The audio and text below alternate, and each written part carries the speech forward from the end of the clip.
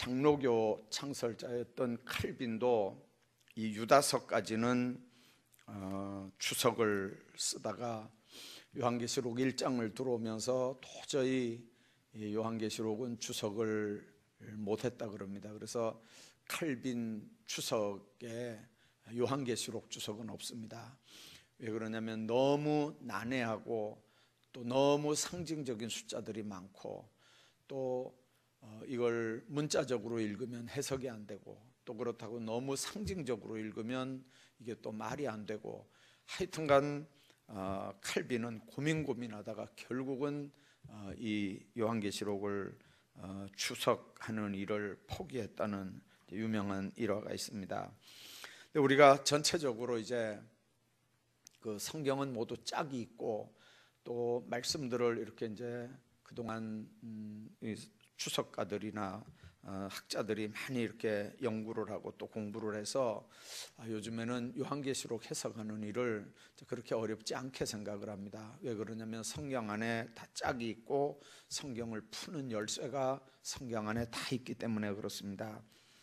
우선 이 요한계시록은 역사적으로 95년에서 96년 96년 그 사이에 요한복음과 요한 1, 2, 3서와 이런 걸 쓴 이 장로 요한이 박해를 피해서 반모라고 하는 섬으로 유배를 갔다가 거기에서 하나님 앞에 받아서 기록한 책이 바로 요한계시록입니다.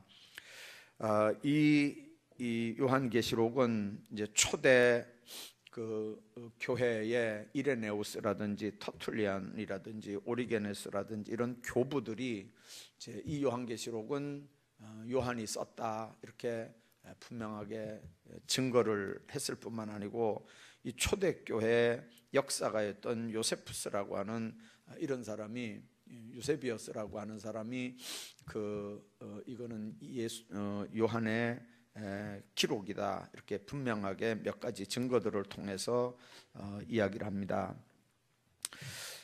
우선 95년, 96년은 우리가 아는 대로 도미티안 황제 때입니다. 박해가 아주 극에 달했을 때고요. 그때 기독교인들에게 로마 제국은 뭘 요구했냐면 예수가 주가 아니고 황제가 주다 이걸 교육을 시켰고 또 그래서 황제 숭배를 이제 공식적으로 요구를 했습니다. 그래서 로마 제국뿐만 아니고 로마의 모든 정복국들은 피정복국들은 모두 다 로마 황제를 숭배하는 황제에게 경배를 해야 되는 일제 시대 때 우리가 이제 그 천황한테 이렇게 제사를 지냈던 것처럼 이렇게 황제 숭배를 했던 것처럼 이를 천황을 신으로 모시고 그렇게 했던 것처럼 이 로마 제국도 이스라엘에게 이제 황제 숭배를 요구했는데 가이사가 아니라 그리스도가 주님이다 이렇게 이제 고백하고 그것 때문에 잡혀가고 그것 때문에 죽어가는 교인들이 이제 자꾸 많아지는데도 이 기독교인들이 똘똘 뭉쳐서 죽어가면서도 황제는 우리와 똑같은 인간이지 그건 신이 아니다. 하나님만 신이고 예수님만 신이다. 자꾸 이제 이렇게 하니까 로마와 기독교가 점점점 이제 사이가 안 좋아지고 심지어는 예수 믿는 사람들이 이제 카타콤 속에 땅굴 속에 들어가서 숨어서 사는데 그 안에서 성찬식 하는 이야기가 이제 밖으로 흘러나옵니다. 그래서 이것은 나의 피요 내 피를 마셔야 된다. 내 살이다. 내 살을 먹어야 된다. 이렇게 하는 얘기를 밖에 사람들은 어떻게 들었냐면 예수쟁이들이 이게 식인종들이다. 식인종들이다.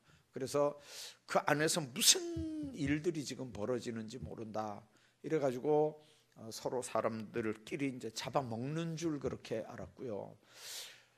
그 안에서 또 다 이렇게 형제요, 자매요, 뭐 이렇게 하니까 그 굴 속에 뭐 부모도 있고 자식도 있고 뭐 이웃도 있고 다 있는데 다 뭐 형제요 자매요니까 이게 족보가 이게 어떻게 되는 족보냐? 땅굴 속에서 무슨 음란한 짓들을 해가지고 어떻게 해가지고 이게 다 형제요 자매냐?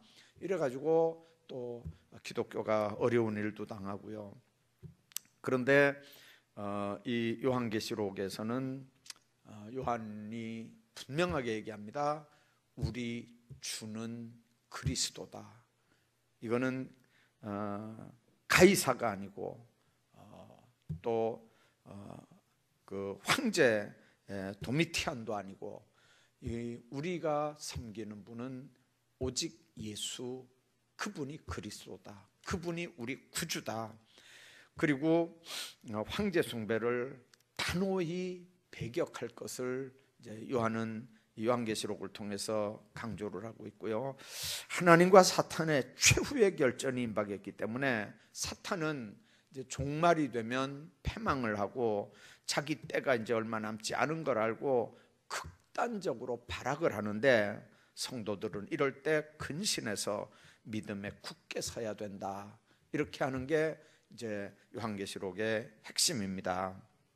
그러니까 배교자도 생기고 또 순교자도 생기고 이제 그렇게 정말 박해 때문에 너무 교회가 힘든 이때에 요한계시록을 기록하면서 요한은 하나님의 보호하심을 확실하게 해서 그리스도가 금방 다시 온다는 걸, 그리스도의 강림을 지금 강조를 하는 겁니다.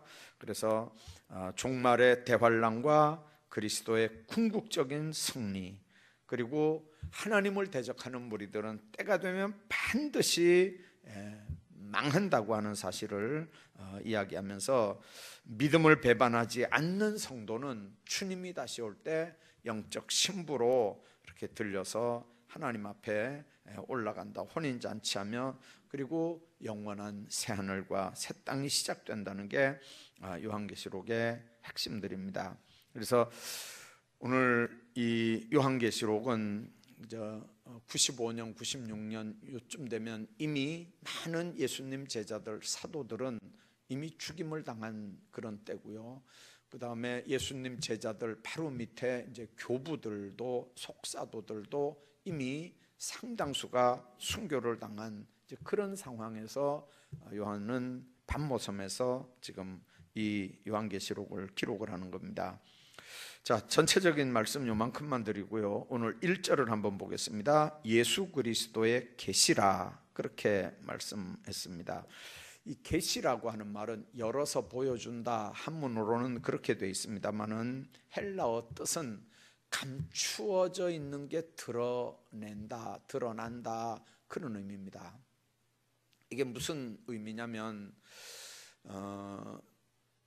이 당시에는 연극이 굉장히 이제 유행할 때인데 무대에 앞에 이제 이렇게 막을 이렇게 치고 이제 시간이 되면 이렇게 막을 이렇게 열지 않습니까? 이렇게 열면 여기 이제 배우들이 무대에 이렇게 이제 올라와 있는데 이쪽에서 조명을 이렇게 딱 쏴줍니다. 쏴줄 때 주인공 쪽으로 조명을 이렇게 딱 쏘는 거예요. 그러면 그 안에 여러 사람이 움직이고 있지만 불이 어느 쪽으로 조명이 가냐면 주인공 쪽으로 이렇게 불이 가거든요. 그래서 다른 사람들도 무대에 다 서 있긴 서 있습니다. 그러나 그 지금 이야기 흐름대로 그때 필요한 그 주인공들에게 빛이 이렇게 딱 비춰져서 그 사람이 이렇게 드러나 보이는 겁니다. 그래서 전체적으로 이렇게 가려져 있지만 어느 이렇게 이 무대를 이렇게 열어서 앞에 이제 이렇게 배우들이 다 보인다는 그런 의미도 있지만 더 정확한 건 그 중에 핵심적인 이 배우들, 그 이야기 흐름에 따라서 그 주연들에게 이렇게 조명이 비춰지면 그 사람들이 확 이렇게 드러나는 거거든요. 바로 그게 계시라고 하는 말의 원래 뜻입니다. 자, 그런데 예수 그리스도의 계시다 이러니까 예수님께서 요한에게 열어서 보여주는 거예요. 비밀이 많이 있습니다. 하나님의 비밀이 많이 있는데 요한은 꼭 소아시아 7교회에 알려줘야 될 내용들을 요한을 통해서 분명히 열어서 보여준다는 얘기입니다. 많은 비밀들이 있지만 특히 7교회, 소아시아에 있는 7교회들이 받아야 되고 지켜야 되고 그대로 순종해야 되는 하나님의 비밀들이 그 계시 내용이 됩니다. 그래서 이는 하나님이 요한에게 주사 반드시 속히 일어난 일들을 그 종들에게 보이시려고 그의 천사를 그 종 요한에게 보내어 알게 하신 것이라. 이래서 이제 1장 1절은 계시록의 전체 흐름을 이렇게 설명을 합니다. 요한에게 마지막 때 반드시 될 일을 천사들을 통해서 보여줬다는 거죠. 요한은 그 본 걸 7교회에다가 전달을 해야 될 의무가 있고요. 7교회는 요한이 준 그 메시지들을 받아서 박해, 환난, 까뜩하면 죽을 수도 있는 이제 그런 박해의 시대에 믿음을 지키면서 하나님 앞에 똑바로 신앙생활 해야 되는 의무가 따르게 되는 겁니다. 요한은 하나님의 말씀과 예수 그리스도의 증거, 곧 자기가 본 것을 다 증언하였는데 이 예언의 말씀을 읽는 자, 듣는 자, 그 가운데 기록한 것을 지키는 자는 복이 있나니 때가 가까움이라. 어떤 사람이 복이 있다고 그랬습니까? 말씀, 이 예언의 말씀을 읽는 자가 복이 있다고 그랬어요. 그래서 요즘은 그렇게 읽는 사람이 별로 없어요. 근데 제가 이제 신학교 들어갈 그때 70년대 초반만 해도요, 이 요한계시록만 만독을 했다는 사람도 제가 들었어요. 만독. 다른 성경은 그렇게 많이 안 읽었는데 요한계시록만 만독을 했대요. 근데 그런 분들 주장하는 게 뭐냐면 이 예언의 말씀을 읽는 자가 복이 있다 그랬으니까, 그래서 요 예언의 말씀만 만독을 자기가 했대. 그래서 철장 권세를 자기가 하나님 앞에 받았대요. 철장. 이게 장은 뭐냐면 지팡이에요, 지팡이. 근데 뭐 이렇게 옛날에 김삿갓은 뭐 죽장에 뭐 삿갓 쓰고 뭐 이랬다 그러잖아요. 대나무 죽자잖아요. 대나무 지팡이가 죽장인데 철장 권세는요, 이게 지팡이는 지팡이인데 이 쇠로 된 지팡이에요. 그러니까 뭐든지 두드려 부시면 부서지는 건데 그 철장 권세를 성경 만독해가지고 받았대요. 그래서 내가 그게 처음에 진짜인 줄 알았는데 나중에 보니까요, 그거는 성경 만독한 사람한테 주는 권세가 아니더라고요. 나중에 이렇게 쭉 한번 읽으면서 우리가 다시 설명하겠습니다. 자, 아무튼 읽는 자가 복이 있고요, 듣는 자가 복이 있고요, 그 가운데 기록한 것을 지키는 자가 복이 있다 그랬습니다. 그래서 읽어야 되고 들어야 되고 기록한 것을 지켜야 되고. 그래서 우리는 어떤 분이 그런 얘기 했잖아요. 천국에 가니까 입만 이렇게 천국에 와 있더래요. 예수쟁이들이 말을 얼마나 잘하는지 요 입만 이렇게 와 있더래요. 입만. 또 어떤 방에 가니까 귀만 와 있더라 그러잖아요. 하도 말을 잘 들어가지고 귀는 다 당나귀처럼 이렇게 커가지고요. 그래서 귀만 와 있더래요. 네. 그 읽는 입도 그렇고 듣는 귀도 그렇고 정말 중요한 건 그 말씀을 지키는 삶이 중요한 거거든요. 그래서 지키는 자들이 복이 있다는 거죠. 왜 그러냐면 때가 가까움이라. 여기서 이야기하는 때는 그냥 일반적인 시간을 얘기하는 게 아니고요, 이 카이로스라는 단어인데 작정된 시간이에요. 하나님께서 예정하신 시간이에요. 그러니까 주님이 재림하는 시간, 그런 때를 지금 얘기하는 겁니다. 그 때가 가까웠다는 거죠. 그래서 성령이 강림하는 때도 되지만, 왜 그러냐면 예수님이 십자가에 못 박혀 죽고 부활 승천하신 다음에 보혜사 성령이 내려오셨는데, 그 보혜사 성령이 뭐냐? 로마서 7장에 보니까 예수의 영이고 하나님의 영이다. 영으로 우리 가운데 오셨다. 그래서 그전에는 예수님은 육신을 입었으니까 유대 땅에 그 동네만 계셨죠. 그러나 영으로 오신 그분은 이제는 전 세계 모든 심령들 속에 다 지금 계시죠. 그래서 고린도전서 3장 16절, 6장 16절 거기 보면, 두 군데 보면 우리 심령이 하나님의 영이 거하는 하나님의 전인 줄 알지 못하느냐. 우리 몸이 하나님의 성전인 줄로 믿습니다. 예. 우리 몸이 하나님의 성전이라는 거죠.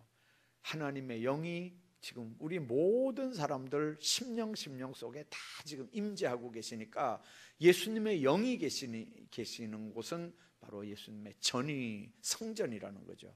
그래서 절대로 예수님의 몸을, 성전을 더럽히면 안 된다는 거예요.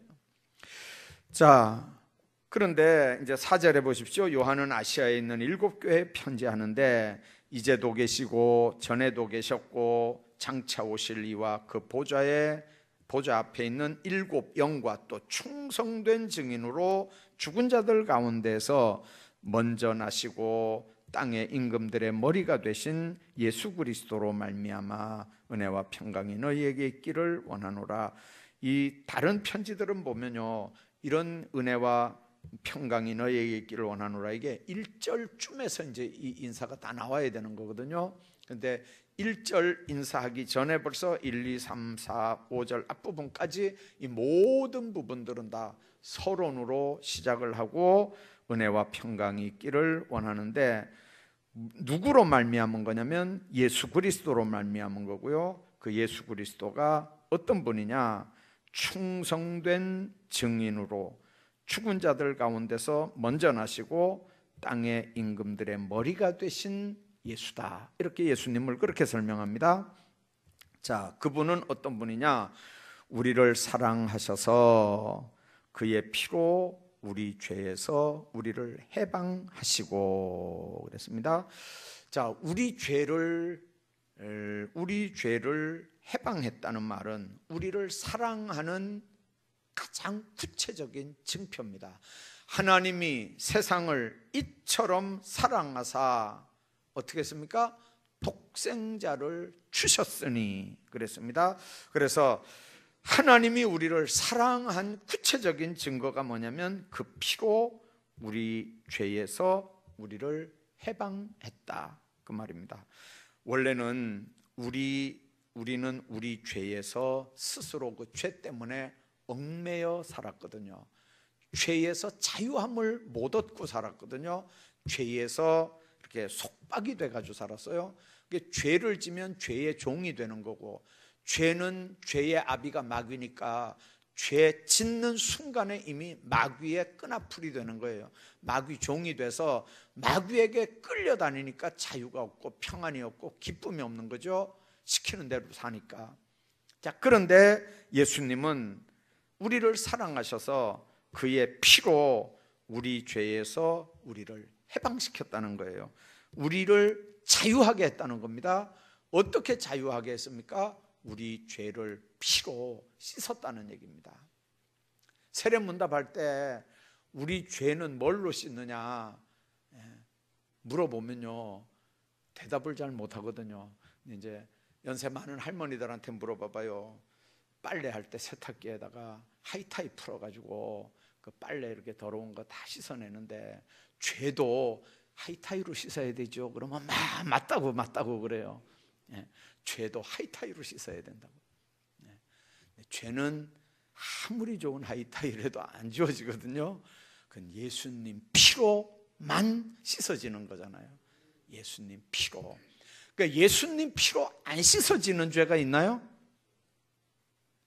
성경에 예수님 피로 안 씻어지는 죄가 있을까요? 없죠. 딱 하나 있다 그랬어요. 성령 회방하는 죄는 안 된다 그랬어요.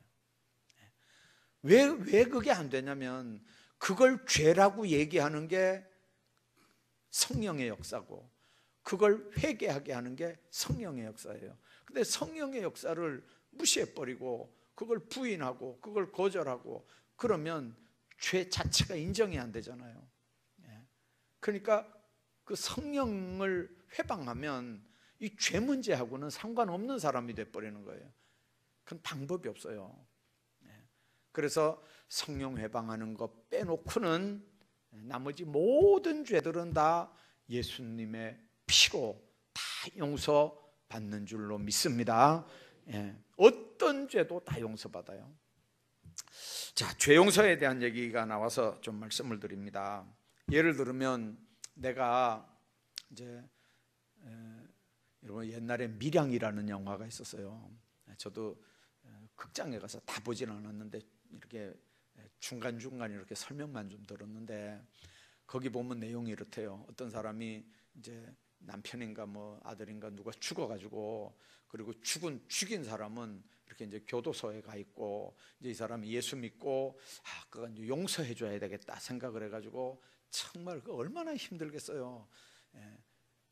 자기 가족을 죽인 사람을 용서하러 간다는 게 이게 얼마나 결심하고 용서하러 갔겠어요. 근데 그 죽인 사람이 감옥에 있으면서 얼마나 뻔뻔한지, 왜 그러냐면 그 안에서 누구한테 전도를 받았대요. 전도를 받아가지고 이 사람이 가가지고 내가 당신이 죽인 아무개 그 보호자라고 이제 얘기를 하니까 하는 얘기가 뭐냐면, 나는 하나님 앞에 다 회개해가지고 나는 괜찮다는 거예요. 그러니까 용서해 주러 간 사람은 뭐가 되는 거죠? 그러니까 이 사람이 거기서 확 돌아버린 거예요. 돌아버린 거예요. 여러분들, 이제 그 영화에 이제 어느 목사님이 나와요. 그 목사님이 나오는데, 그 목사님이 저하고 신학교 1학년, 2학년 같이 공부한 사람이에요. 대구에 실제 목사님이 캐스팅이 돼가지고, 실제 목사님이 그 영화 찍는데 목사님이 이렇게 배우로 캐스팅이 돼서 그 장면을 목사님이 찍었어요. 그 교회 가서. 근데 그 이야기가 바로 그거예요. 우리가 사람한테 죄를 범했는데, 물론 하나님 앞에도 죄지요. 그런데 하나님 앞에 회개했다고 사람한테는 아무 미안한 것도 없고 해결도 안 하고 하나님 앞에만 해결됐다 그러면 이 문제가 해결되냐고요. 우리가 잘 한번 생각해 보셔야 돼요. 잘 한번 생각. 예수쟁이들이 그래서 욕먹는다니까요. 예수쟁이들이 그래서 욕먹는 거예요. 우리가 하나님 앞에는 하나님 앞에대로 회개하면 회개해야 되지만, 자기 때문에 피해가 생긴 사람한테는 나 하나님한테 회개했다 이렇게 하고 사람하고 관계에서 아무 뭐 사과도 없고 뭐 배상도 없고 뭐 뻔뻔하게 나 하나님 앞에 회개했으니까 됐다, 이게 되냐고요, 이게. 그래서 여러분들, 이 회개의 개념을 반드시 여러분들 정리하십시오.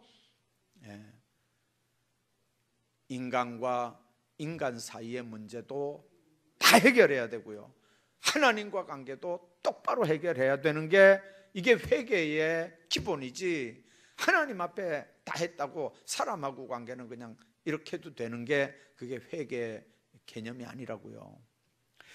자, 그래서 오늘 본문이 그렇게 말씀합니다.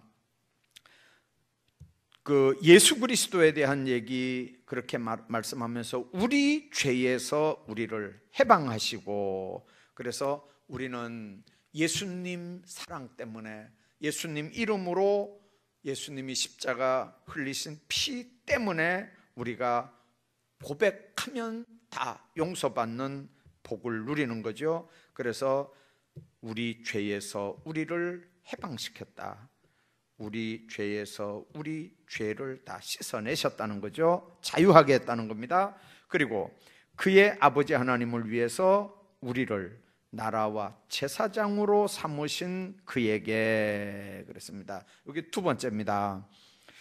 자, 하나님 앞에서 한번 사랑하십시오. 첫째는 우리 죄에서 우리를 해방했을 뿐만 아니라 우리를 나라와 제사장으로 삼았다는 거예요. 근데 우리가 여기서 이제 생각해야 되는 게 뭐냐면요, 나라로 삼았다, 제사장으로 삼았다. 네, 우리를 위해서냐? 아니에요. 우리를 위해서 하나님이 우리를 제사장으로 삼은 거 아니에요. 하나님, 당신을 위해서 우리를 하나님의 제사장들로 삼은 거예요. 네. 그래서 로마서 고린도전서에 보면은 화목하게 하는 직책을 주셨다 그랬잖아요. 네. 화목하게 하는 직책. 그래서 예수 안에 우리 모두가 다 화목하게 하는 직책을 감당해야 될 사람들이에요. 예수 안 믿는 사람들은 그냥 우리가 예수 안 믿는 사람, 불신자 이렇게 쉽게 얘기하지만 우리가 신앙적으로 분명하게 얘기하면 이 사람들은 하나님하고 원수가 돼 있는 사람들이에요. 왜 그러냐면 죄 아래 사는 사람들이니까 마귀의 백성들이잖아요. 그러면 하나님하고 원수가 된 사람들이에요. 자, 하나님하고 원수된 이 사람들, 이걸 어떻게 해야 됩니까? 그래서 우리가 이 제사장, 만인 제사장이라는 말은 그 사람들과 하나님을 화해시키고 중보하는 역할들을 우리가 감당해야 될 사람들이라는 거예요. 원래 제사장은 그렇게 하는 사람들이잖아요. 백성들 편에서 하나님 앞에 제사 드려주고 하나님 쪽에서 인간들을 축복하고 하는 게 하나님과 인간 사이에 중보자라고 하는 걸 여러분들 생각하십시오. 그래서 제사장으로 삼았다는 말은 바로 하나님과 인간 사이에 중보자였다는 뜻입니다. 그에게 영광과 능력이 세세토록 있을지어다 그랬습니다.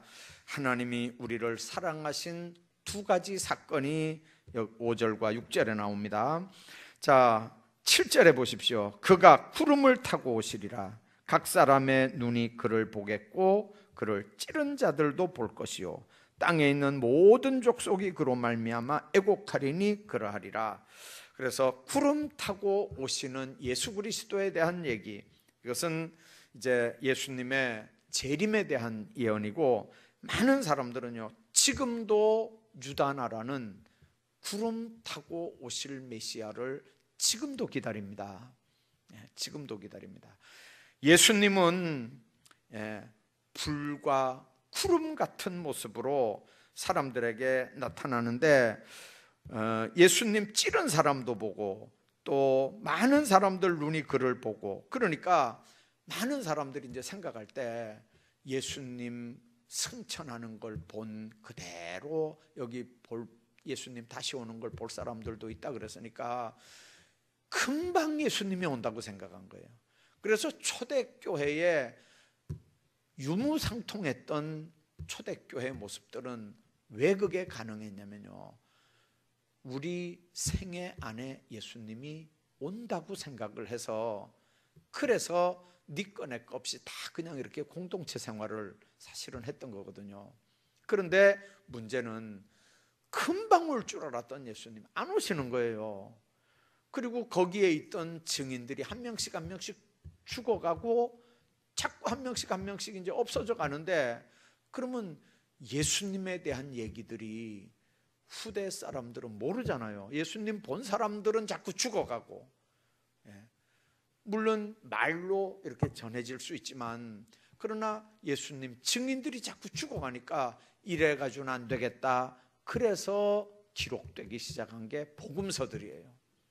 그래서 복음서들이 생기기 시작했어요. 그게 60년대예요.